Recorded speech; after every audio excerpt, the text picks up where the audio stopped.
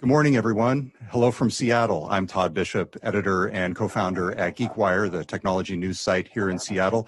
And it's my pleasure to be joined on this panel this morning by Jennifer State, the project director for Washington Maritime Blue, and Ken Huste, the Maritime project lead for Innovation Norway. I got to cover the story last year at the Nordic Innovation Summit of the Memorandum of Understanding between Innovation Norway and the Washington State Department of Commerce. And I was struck that immediately we had a reader express skepticism about this MOU, asking, what is the news here? So I thought I'd start with that because, Jennifer, in fact, there's been lots of news over the past year. Can you catch us up on what's been happening as a result of this Memorandum of Understanding? Well, yeah, as you said, there's been a tremendous amount of activity between Washington and Norway in forming collaborations and partnerships. Washington Maritime Blue is a cluster organization that was modeled in some degree to what's been happening in Norway with other maritime clusters. And there was another agreement with the NCE Maritime Clean Tech Cluster.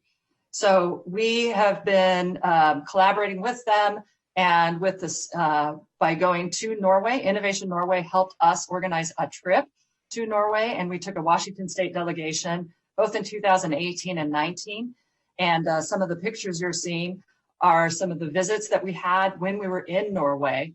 And the partnerships that have come out of that have been really amazing. On the far left corner, you see us visiting an accelerator program, the Catapult Accelerator in Norway.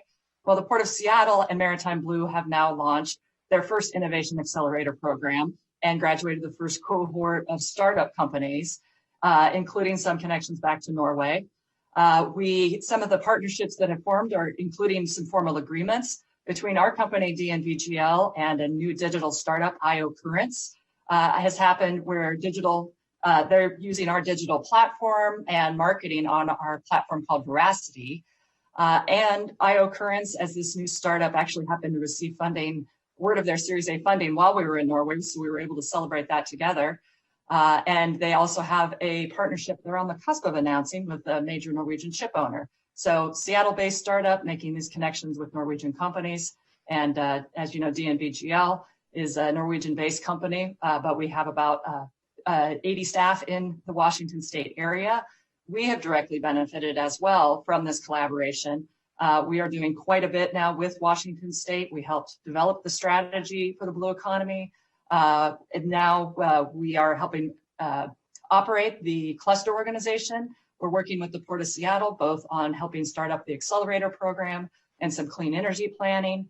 So we've had a lot of increased activity with our Norwegian company in Seattle and the Washington State area, in a great deal having to do with the collaboration with Innovation Norway and modeling a lot of what has happened in Norway and bringing that to Washington State. Yeah, it's fascinating to see this intersection of technology, clean tech, energy conservation, and the maritime industry. Ken, you're the maritime project lead for Innovation Norway. Explain your perspective on this MOU and what's happened in the past year and what's ahead as well. Well, it's been actually a very exciting 3-4 years working with Washington State, especially as an organization that works specifically with Norwegian small to medium-sized companies looking to grow internationally. Working with a state that has such a deep Norwegian history to begin with, and then work kind of collaboratively as a win-win, mutually beneficial, to say the least, where we can bring some Washington State expertise to Norway and vice versa. Because we do realize as a country, we don't know everything. We're not experts at everything, but we have started the process, especially with the electrification of ferries and the electrification of the maritime industry as a whole, bringing our experience to Washington State right now as they're going through their electrification of their Washington State ferries.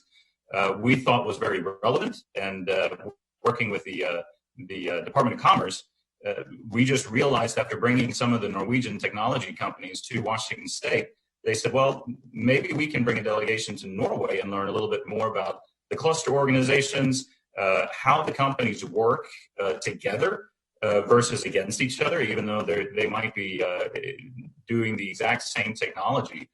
They can actually collaborate on certain projects versus going against each other. So bringing some of that to Washington State, who was very open to learning more about what we've been doing and bringing them around, we thought was a win-win, which has now created some success stories from Norway to Washington State. So we're excited about how this has grown and looking forward to seeing what's going to happen in the next year.